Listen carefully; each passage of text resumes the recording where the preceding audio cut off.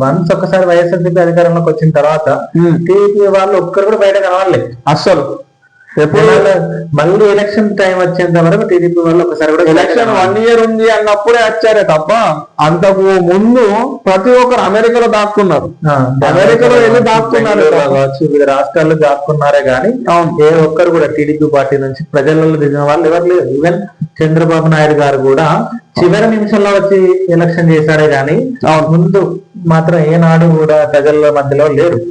ఇదైతే వాస్తవ సమయంలో కరోనా సమయంలో కూడా లేరు. అవును, ఇదైతే వాస్తవమైనటువంటి విషయమే.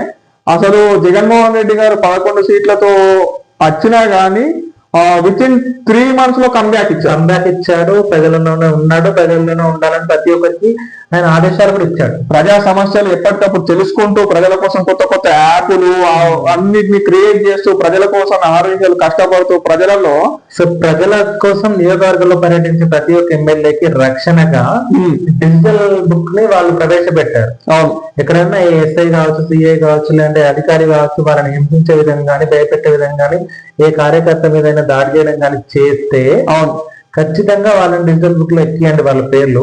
వన్స్ మనం అధికారంలోకి వచ్చినాక ఏం చేయాలో అది చేద్దామని చెప్పి ఆయన న్యాయపరంగా